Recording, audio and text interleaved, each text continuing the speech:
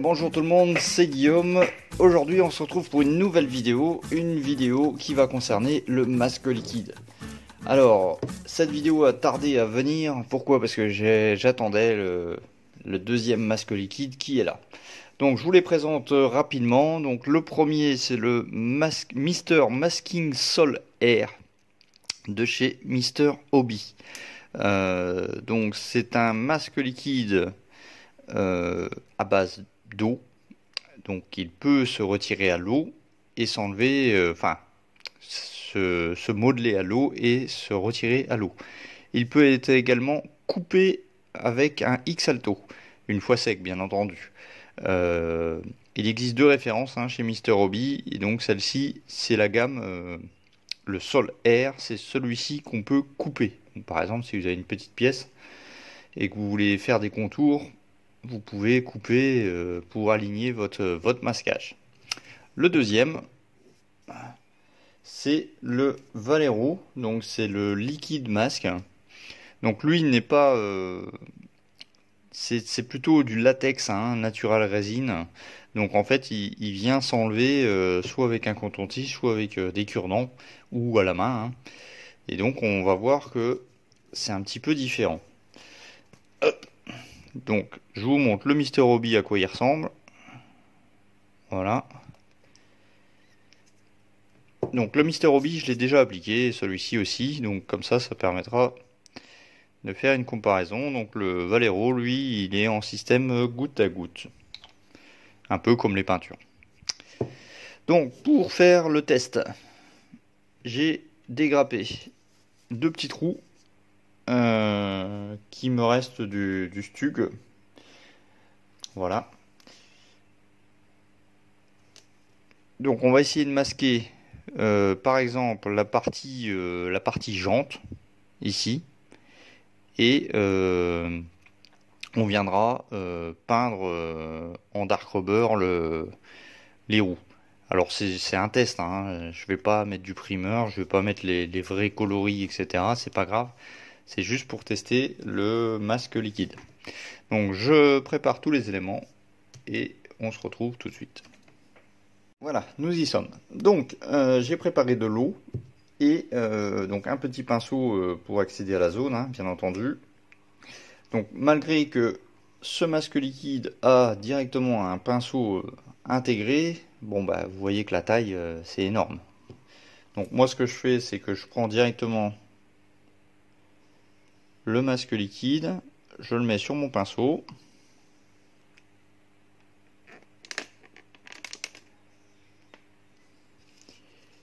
Et donc je vais venir l'appliquer directement sur ma pièce, à l'aide du pinceau.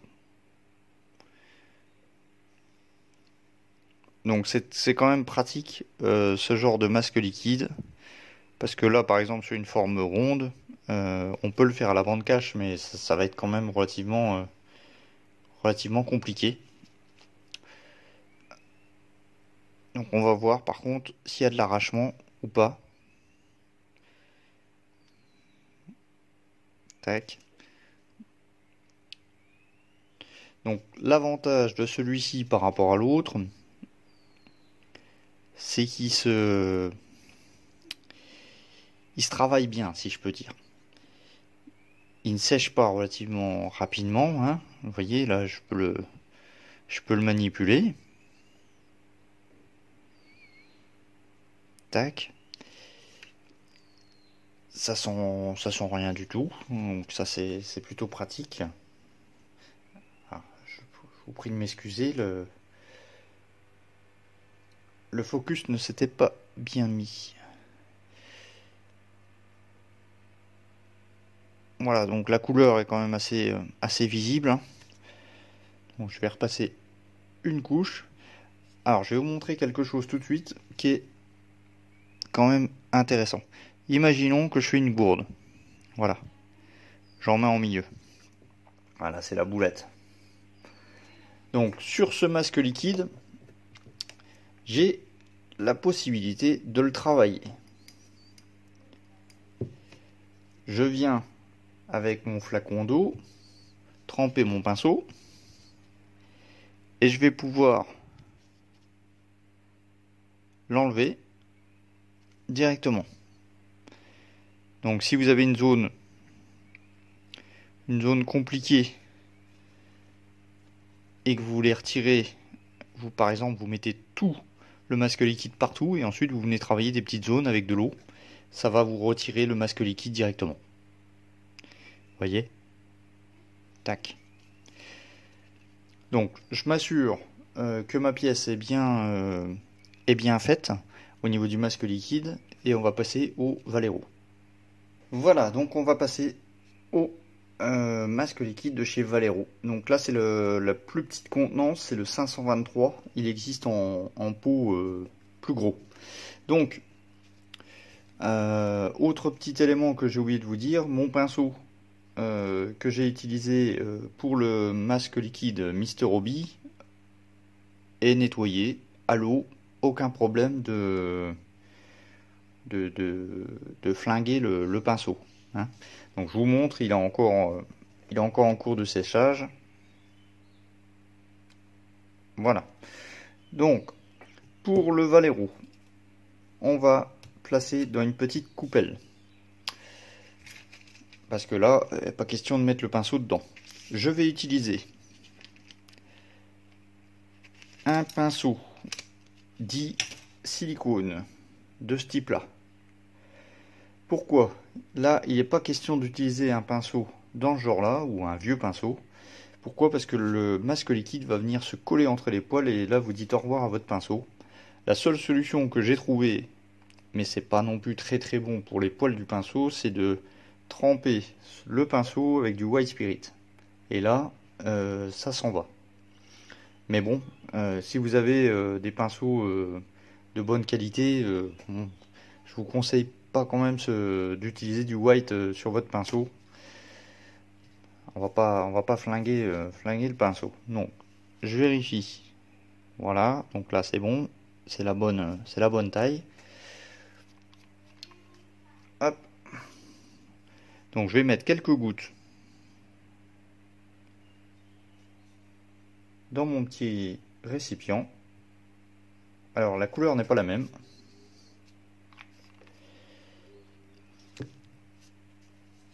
Hop.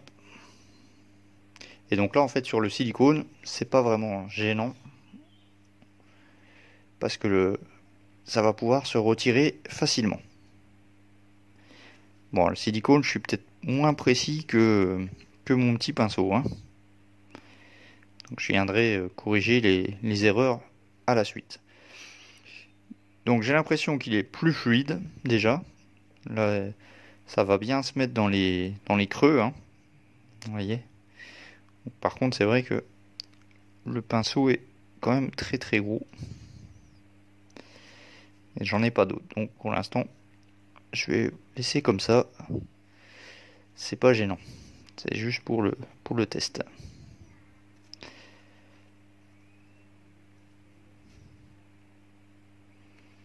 Tac.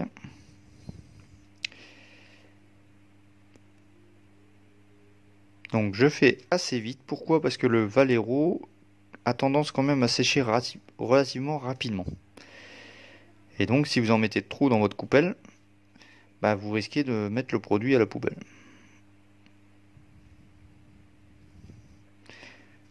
Vous voyez là, je vais vous faire un petit focus. Regardez ici, regardez la couleur. Oups. Regardez la couleur, elle est en train de changer. Donc ça veut dire que c'est déjà en train de sécher.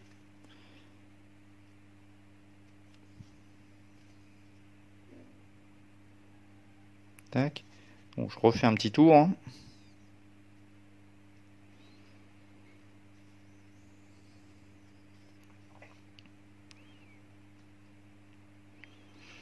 Donc c'est très pratique pour masquer des zones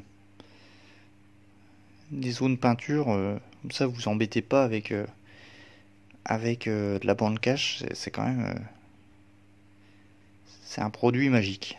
Enfin moi perso j'adore. Mais par contre si vous en mettez sur des délimitations, Là par exemple, j'ai pas trop de problème parce qu'il y a le rebord de la jante. Ça va pas me poser de problème au niveau du démasquage, hein. Par contre, si c'est une pièce plate, là vous risquez d'avoir des petites érachures, pardon. Tiens, bah on va peut-être tester ça. Tac. Voilà. Mon masquage est terminé. Donc on va laisser sécher ça. Ok, donc de retour. Donc on est après facilement 1 heure et demie de séchage. Donc voilà les deux masques liquides. Donc je reconnais en fait celui-ci le plus foncé, c'est le Mr. Hobby. Voilà. Et donc on va peindre les roues avec la peinture Tamiya, donc du noir mat, hein, XF1.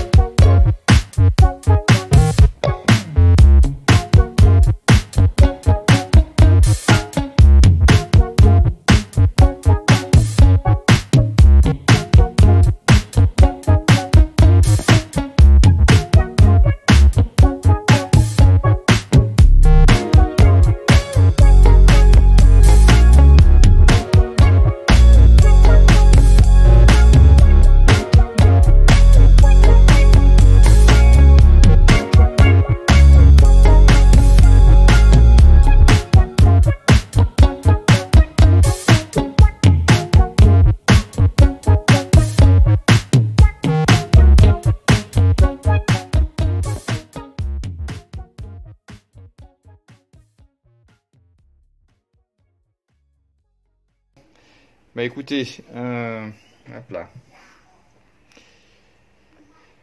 Bon, j'ai pas zoomé, hein, mais bon, c'est du noir, voilà. Donc, on se retrouve une fois que c'est sec pour le démasquage. Et je vous donnerai le bilan des deux masques liquides. À tout à l'heure. Ok, on est de retour. Donc, j'ai laissé sécher une journée au niveau de la peinture. Donc, on voit bien que la peinture est bien faite, hein, il n'y a pas de problème. Et donc là, vous pouvez voir qu'au niveau du masque liquide, il y a une différence entre le Mr. Hobby, donc le masking sol, et donc le Valero. Donc le Valero est plus en épaisseur, j'ai l'impression, hein. Donc on va voir ce que ça donne. Tac. Donc on va commencer par le Valero. Donc pour le Valero, on a deux options. Soit on prend une petite pince et on va essayer d'attraper un bout. Soit on peut essayer également avec un petit cure-dent. Alors là je vais le faire au cure-dent parce que j'ai pas de peinture en dessous, mais c'est vrai que en règle générale je vous invite à utiliser quelque chose d'assez souple pour pas rayer la peinture du dessous. Donc on vient gratter, voilà, dans ce style là, et là on va voir si le masquage s'est bien passé. Donc c'est un petit peu délicat dans des petits endroits, voilà. En fait c'est du produit type latex, hein. Donc je vais prendre une pince, voilà, donc j'ai pris une pince et maintenant on va essayer d'attraper le petit bout, et c'est comme ça que ça se décolle. Alors le masque liquide, il faut pas trop le laisser non plus là une journée, je pense que c'est le maximum. Je me tenterai pas à le laisser en place pendant une semaine par exemple. Donc pour moi celui-ci, j'en profite pour faire pas une conclusion mais un jugement, celui-ci est plus liquide à la base. Donc si vous le placez sur des parois verticales, faites attention parce qu'il risque de couler un peu partout. Donc vous voyez, c'est pas évident à enlever, sauf si on fait une boule entre guillemets. Alors je vais essayer autre chose. Avant je faisais comme ça. Si vous arrivez à enlever des petits bouts là, vous pouvez vous en servir pour essayer de coller. Voilà. Et en fait vous venez tapoter aux endroits et donc en fait ça vient se coller, vous voyez. C'est peut-être même plus facile comme ça. À partir du moment où, si vous avez des petits bouts qui vous restent, n'hésitez pas à vous en servir pour tapoter et enlever le surplus. Donc ce masque liquide, on peut le mettre sur n'importe quel type de peinture, que ça soit de l'acrylique, de la laque ou de l'énamel, hein. Il n'y a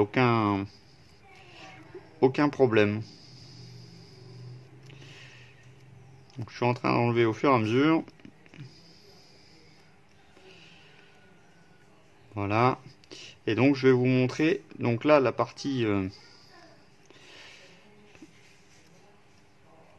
Ah vous voyez, c'est pas évident à enlever, hein. Faut du temps. Et surtout qu'une fois tout est peint, on ne sait pas vraiment si c'est du masque ou si c'est excusez-moi, si c'est du masque ou si c'est vraiment la peinture. Si je fais un focus au niveau de la démarcation, vous voyez que la séparation n'est pas propre. Et là c'est pas du masque liquide, hein. Là on est sur de la peinture. Alors comme c'est de la peinture acrylique avec un petit cure-dent, on peut rattraper le défaut, mais vous voyez, sur une zone franche, vous aurez ce résultat là. Donc on passe au Mr. Hobby. Alors le Mr. Hobby, lui, est différent.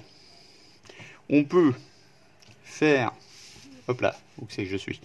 On peut faire également avec le système de cure-dent et de gratter, mais celui-ci, on a une autre possibilité. On a la possibilité d'utiliser de l'eau. Donc on va prendre un pinceau. Alors c'est pas un pinceau neuf, hein, qu'il vous faut.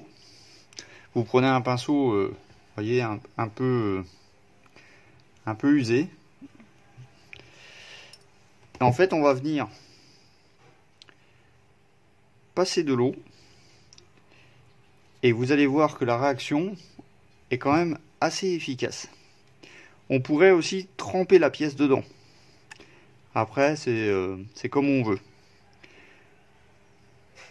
Tac.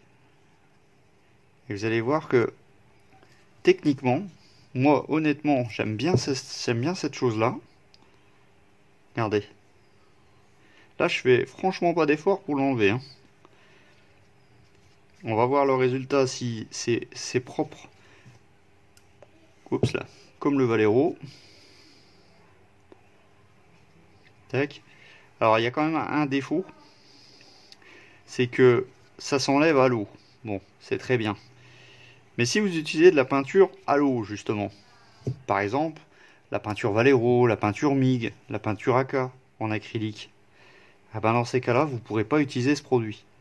Parce que quand vous allez passer votre eau pour que le masque liquide s'en va, vous allez avoir un risque que votre peinture s'en va aussi.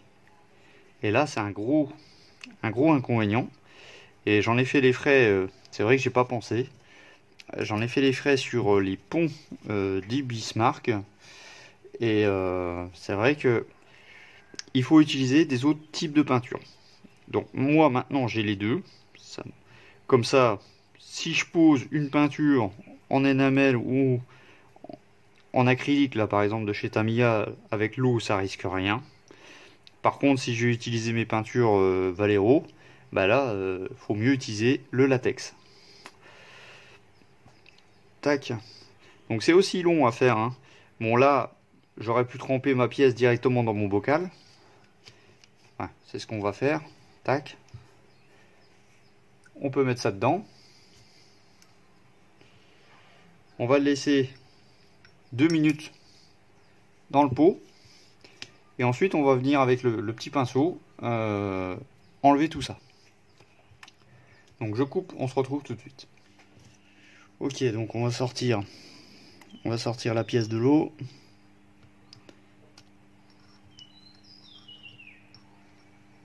Hop. Donc vous voyez, hein, si vous faites... quoique... Regardez. En mettant la pièce dans l'eau, pourtant c'est de l'acrylique Tamiya, hein, on a endommagé la peinture. Donc à réserver plus avec de l'énamel, pardon, ou avec des peintures lac.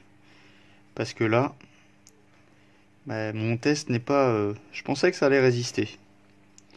Je pensais que ça allait résister à l'eau, hein, étant donné que ça fait déjà une journée que c'est bien en place.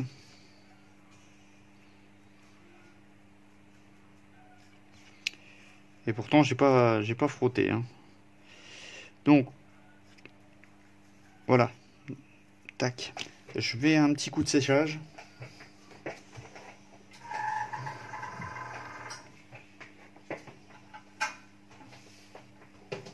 Hop là.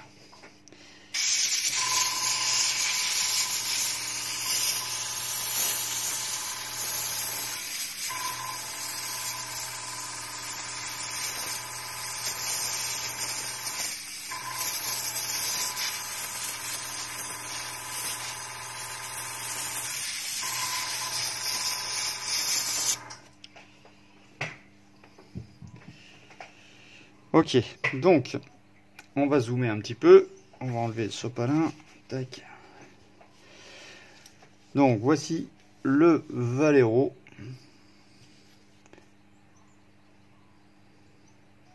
Hop là.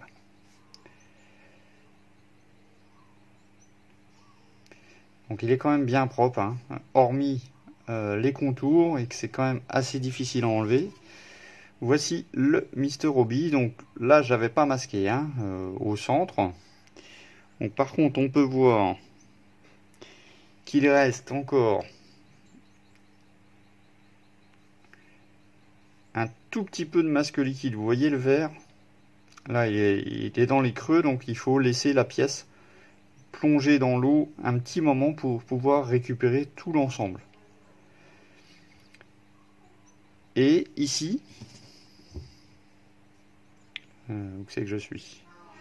Voilà, ici, on voit que la peinture a traversé un petit peu. Et là aussi. Donc, du coup, j'aurais tendance à dire que il va falloir en mettre plus pour bien couvrir l'ensemble. Au niveau des séparations entre la peinture et le masque liquide, c'est plus propre. Vous voyez, là j'ai un petit arrachage. Là c'est bien propre, hein. Donc j'aurais tendance à dire que le masque liquide de chez Mr. Hobby ne fait pas arracher la peinture. Donc c'est un peu plus propre que sur le Valero. L'avantage, c'est son inconvénient, c'est que celui-ci, avec de l'eau, forcément, il va falloir faire attention à la peinture que vous voulez couvrir. Tandis que celui-ci, peu importe la peinture que vous avez passée auparavant, il n'y a aucun problème là-dessus. Voilà, écoutez, j'ai plus grand chose à vous montrer sur ce masque liquide. J'espère que ça vous aidera à l'acheter ou à l'appliquer. Alors l'appliquer, c'est pas grand chose. Par contre, à le retirer, il faut savoir des petits détails. Voilà, comme d'habitude, hein, si vous avez aimé cette vidéo, je vous invite à s'abonner ou à me laisser les pouces en l'air. Donc il y en aura d'autres, des comparaisons dans ce genre-là. Et puis, c'est tout. On se dit à la prochaine. Ciao, bye bye.